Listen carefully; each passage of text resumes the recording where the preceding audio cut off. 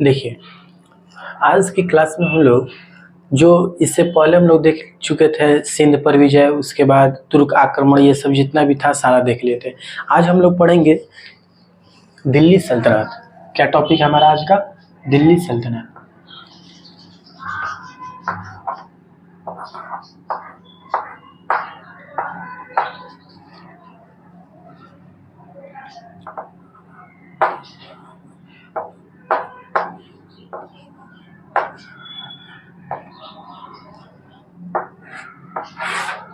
दिल्ली सल्तनत, ठीक है। ध्यान से समझिएगा एक और बात इधर, अभी उसको 2 मिनट के लिए भूल जाइए। इधर देखिए,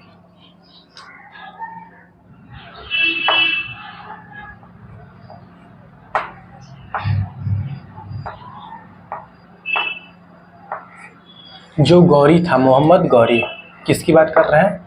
मोहम्मद गौरी की बात कर रहे हैं। इसके कितने गुलाम थे? मोहम्मद गौरी के 3 गुलाम थे। कितने गुलाम थे? 3 गुलाम थे। कौन कौन? देखिए, कुतुबुद्दीन ऐबक, इसको ऐसे लिख देते हैं, ठीक है। यालदौज,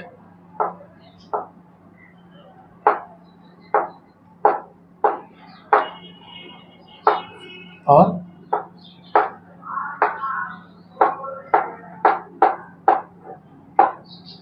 कुबाचा, ठीक है। देखिए ध्यान से समझिएगा।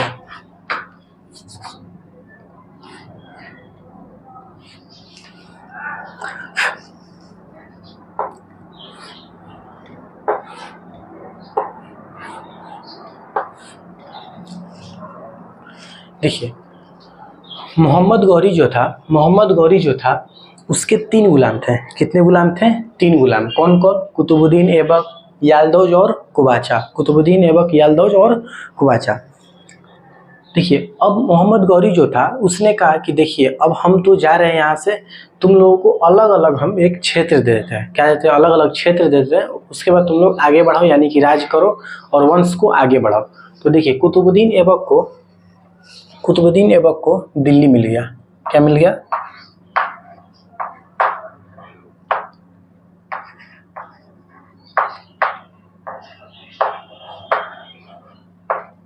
दिल्ली सल्तनत मिल गया। यालदौज को क्या मिला? गजनी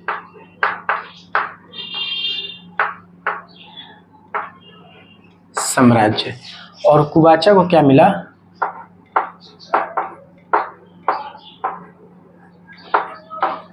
सिंध का क्षेत्र।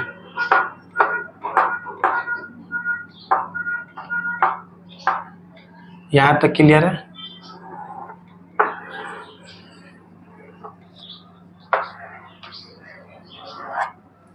ध्यान से समझिए।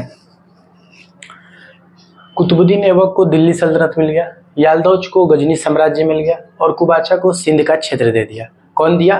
गौरी, ठीक है। अब समझिए, तो हम लोग का जो क्वेश्चन आता है पेपर में वो इससे ज़्यादा नहीं आता है। गजनी साम्राज्य और सिंध का क्षेत्र से ज़्यादा क्वेश्चन नहीं आता है। ज़्यादा आता है किससे? दिल्ली सल्तनत। तो हम लोग आज पढ़ेंगे दिल्ली सल्तनत के बारे में। यहाँ पर लिखे हैं दिल्ली सल्तनत। 1 मिनट के लिए ध्यान दीजिए। यहाँ पर दिल्ली सल्तनत का जो टाइम पीरियड चलता है, कब से कब तक चलता है? 1206 से लेकर 1526 तक, ठीक है। 1206 से 1526। अब ध्यान दीजिए, यहाँ दिल्ली सल्तनत में जितने भी शासक हैं, दिल्ली सल्तनत में जितने भी शासक हैं, क्या है? शासक। देखिए, सबसे पहले ये समझिए,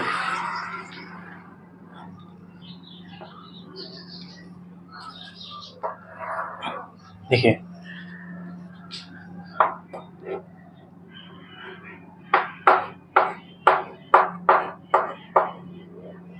जितने भी शासक हैं, शासक को क्या कहा गया? दिल्ली सल्तनत में जितने भी शासक हैं उनको क्या कहा गया? सुल्तान। क्या कहा गया? सुल्तान कहा गया, ठीक है। अब देखिए, दिल्ली सल्तनत में टोटल 5 वंश हैं। कितने वंश हैं? टोटल 5 वंश। कितने वंश? टोटल 5 वंश। ध्यान से समझिए कौन कौन। अब देखिए, 1 2 3 4 और ये रहा 5। देखिए सबसे पहला जो है वो कौन सा है,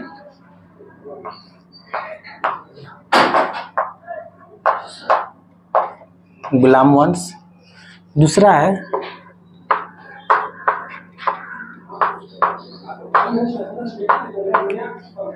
खिलजी वंश।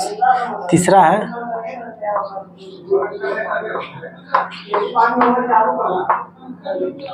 तुगलक। चौथा है सैयद और पांचवा है लोधी।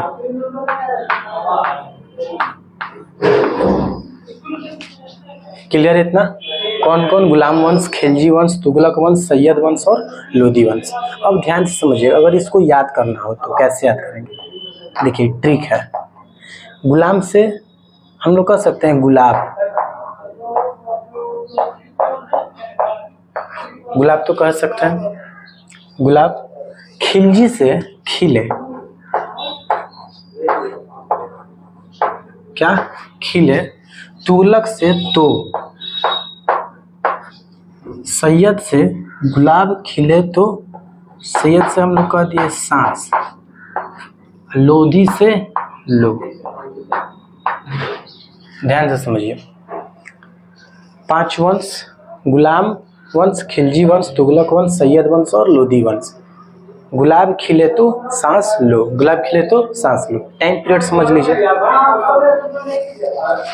देखिए गुलाम वंश का जो टाइम पीरियड चला है 1206 से लेकर 1290 तक। खिलजी वंश का टाइम पीरियड चला 1290 से लेकर 1320 तक। तुगलक वंश का टाइम पीरियड कब से कब तक चला? 1320 से लेकर 1414 तक। सैयद वंश का 1414 से लेकर 1451 तक। और लास्ट हमारा लोधी वंश, इसका कब से कब तक चला? 1451 से लेकर 1526 तक। ठीक है, अब समझिए। देखिए लिखने को तो लिख लिया, अब एक बार रिकैप लेते हैं। देखिए मोहम्मद गौरी जो था उसके 3 गुलाम थे। कितने गुलाम थे? 3 गुलाम। कौन कौन? कुतुबुद्दीन ऐबक, यालदौज और कुबाचा। कुतुबुद्दीन ऐबक, यालदौज और कुबाचा।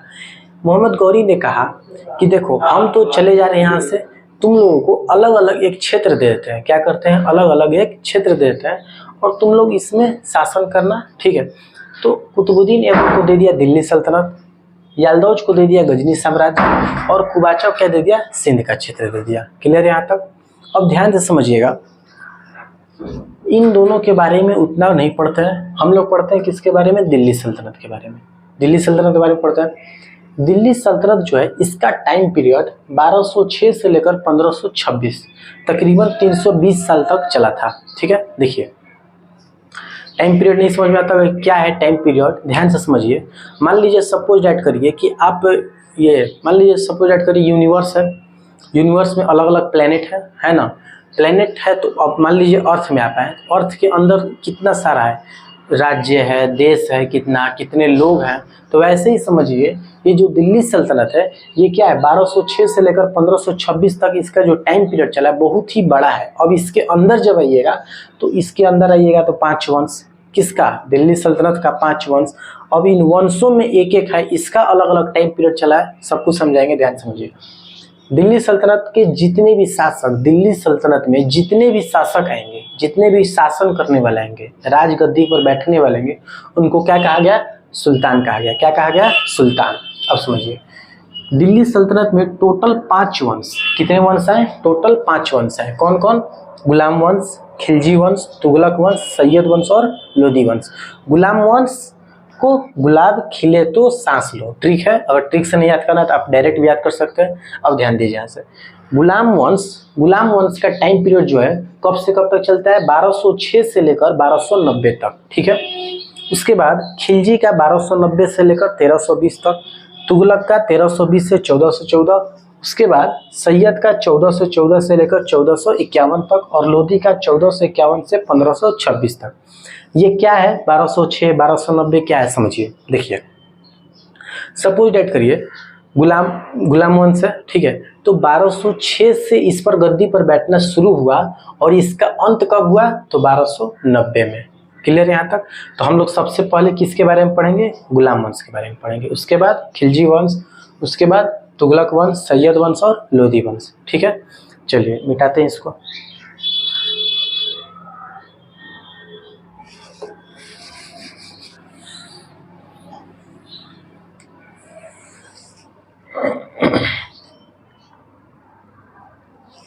देखिए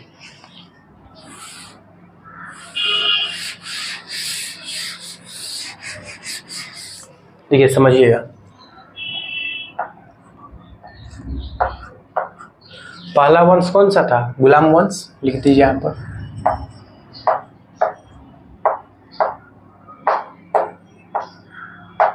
गुलाम वंश, देखिए गुलाम वंश को और किस नाम से जान सकते हैं, तो गुलाम वंश को हम लोग दास वंश भी कहते हैं। उसके बाद इसको आरंभिक तुर्क,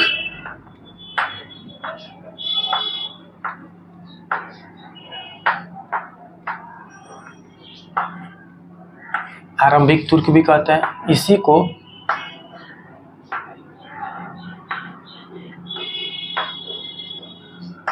ममलूक वंश भी कहते हैं। ठीक है, तो गुलाम वंश का और कितना नाम है, और 3 नाम है, कौन कौन, दास वंश, आरंभिक तुर्क और ममलूक वंश। क्लियर है। अब समझिए गुलाम वंश का टाइम पीरियड बताएं अभी आप लोगों को, कब से कब तक चलता है, 1206 से लेकर 1290 तक, 1206 से 1290 तक। देखिए 1206 में गद्दी पर बैठा, कब तक शासन करेगा गुलाम वंश, 1290 तक किया है। ठीक है, देखिए गुलाम वंश में जो पहला शासक है, पहले इसको ध्यान से समझिए। देखिए गुलाम वंश में टोटल कितने शासक हैं, टोटल 11 शासक हैं। टोटल कितने शासक हैं, टोटल 11 शासक हैं। कौन, देखिए 11 शासक में 2 ऐसे शासक थे जो कि क्या थे, गुलाम थे। 11 शासक में 2 शासक क्या थे, गुलाम थे। 3 शासक थे, कौन कौन समझिए।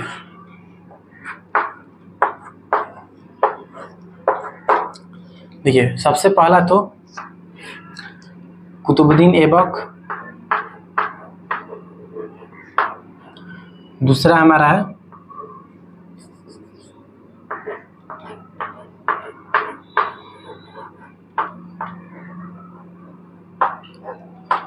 इल्तुतमिश और तीसरा है हमारा बलबन। इसको हिंदी में लिख लीजिए,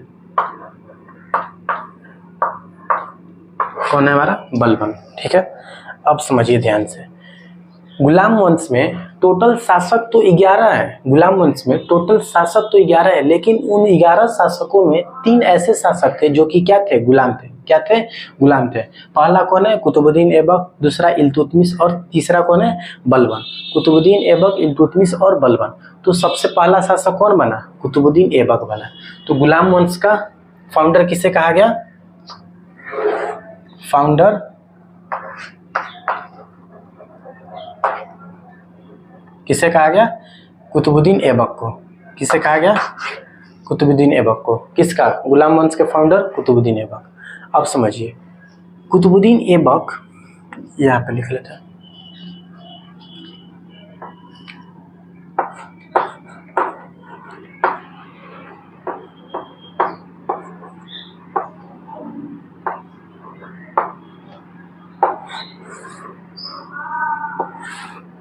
देखिए इसे क्या कहा गया, फाउंडर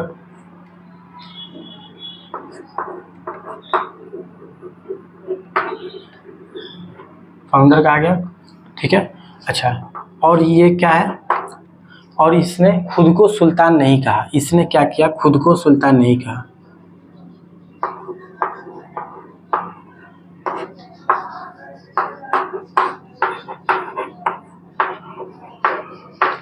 खुद को सुल्तान कहने से मना कर दिया। क्लियर है?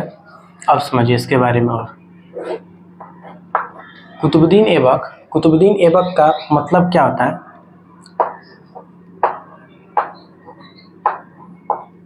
इसके नाम का मतलब क्या होता है? चंद्रमा।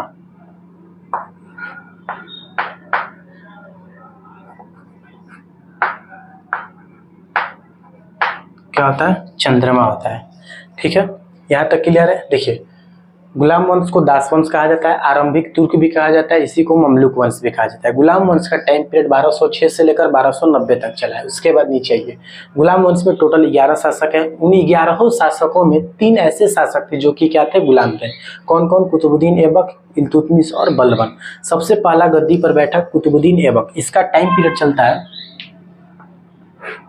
1206 से लेकर 1210 तक, 1206 से 1210। उसके बाद हम लोग क्या देखें? कुतुबुद्दीन ऐबक क्या है? फाउंडर है किसका? गुलाम वंश का फाउंडर है। किसका फाउंडर है? गुलाम वंश का फाउंडर है। ठीक है, उसके बाद कुतुबुद्दीन ऐबक खुद को सुल्तान कहने से मना कर दिया। उसके बाद एक और चीज क्या देखें? कुतुबुद्दीन ऐबक का मतलब होता है चंद्रमा। इसके नाम का मतलब क्या होता है? चंद्रमा होता है। क्लियर है यहाँ तक? चलिए अब समझते हैं इसको उपाधि मिली थी। इसको क्या मिला था? उपाधि, यानी कि टाइटल। कौन कौन टाइटल था वो भी देख लेते हैं।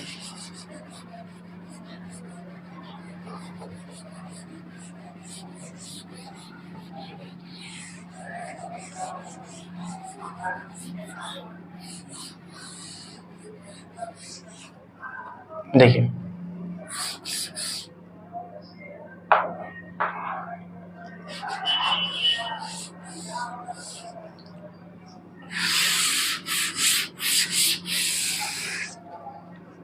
देखिए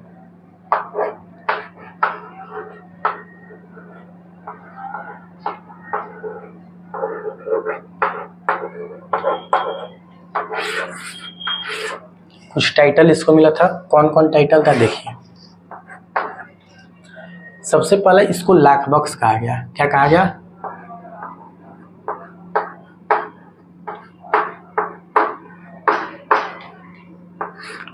लाख बख्श। लाख बख्श का मतलब होता है लाखों का दान देने वाला।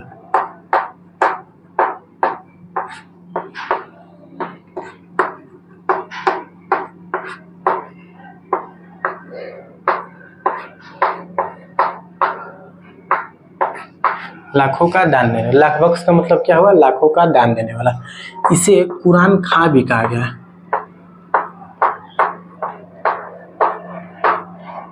क्या कहा गया? कुरान खां, यानी कि अच्छी आवाज में कुरान पढ़ता था।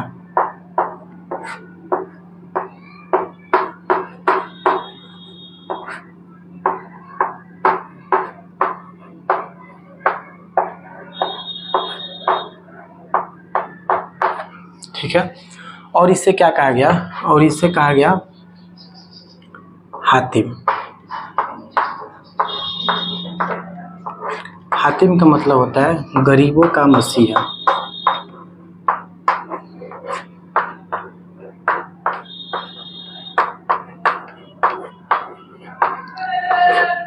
गरीबों का मसीहा। तो इससे कुछ उपाधि मिला था, टाइटल मिला था।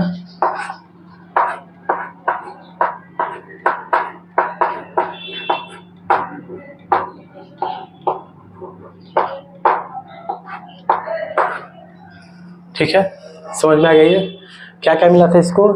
लाख बख्श, कुरान खां, हातिम कहा गया, यानी कि लाख बख्श लाखों का दान देने वाला, कुरान खां अच्छी आवाज में कुरान पढ़ता था, और हातिम यानी कि गरीबों का मसीहा। क्लियर इतना?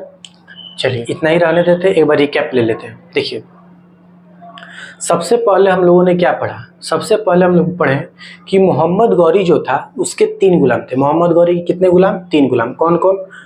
ये कुतुबुद्दीन ऐबक, याल्दौज और कुबाचा। कुतुबुद्दीन ऐबक, याल्दौज, कुबाचा। कुतुबुद्दीन ऐबक को दिल्ली सल्तनत मिला, याल्दौज को क्या मिल गया, गजनी साम्राज्य, और कुबाचा को क्या मिला, सिंध का क्षेत्र मिल गया।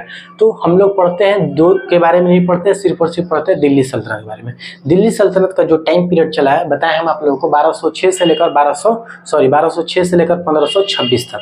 हम लोग का जो दिल्ली सल्तनत है उसमें टोटल 5 वंश है। कितने वंश है? 5 वंश है। कौन कौन?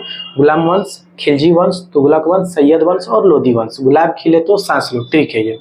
गुलाम वंश का टाइम पीरियड बता दिए सबका। उसके बाद हम लोग पढ़े हैं सबसे पहला यानी कि गुलाम वंश के बारे में पढ़े। गुलाम वंश का जो फाउंडर है यानी कि संस्थापक किसे कहें हम लोग? कुतुबुद्दीन ऐबक को। कुतुबुद्दीन ऐबक ऐसा शासक है जिसने खुद को मना किया कि हम सुल्तान की उपाधि नहीं लेंगे। सुल्तान मतलब क्या? जितने भी दिल्ली सल्तनत में शासक हुए उनको क्या कहा गया? सुल्तान कहा गया। लेकिन एक पहला ऐसा शासक था जिसने खुद को सुल्तान कहने से मना कर दिया। कौन था? कुतुबुद्दीन ऐबक। क्लियर है यहाँ तक? अब समझिए ध्यान से। कुतुबुद्दीन ऐबक का नाम का मतलब होता है चंद्रमा। कुतुबुद्दीन ऐबक का टाइम पीरियड 1206 से 1210 तक चला। उसके बाद हम लोग समझे हैं कि कुतुबुद्दीन ऐबक का जो उपाधि, इसने कुछ उपाधि लिया था। लाख बख्श, जैसे लाख बख्श हो गया, लाखों का दान देने वाला था। कुरान खा, अच्छी आवाज में कुरान पढ़ता था। हातिम, गरीबों का मसीहा था, यानी कि गरीबों पर दान किया करता था, पैसे देता था। ठीक है, लाखों का दान दे देता था, गरीबों को लाखों लाख रुपए दे देता था, इसीलिए इसको लाख बख्श कहा गया। ठीक है, इसके बाद इसका कार्य क्या क्या, इसने कौन कौन सी काम कराए थे, इसके बारे में पढ़ें। तो कल की वीडियो हम लोग इसके बारे में वो बता देंगे।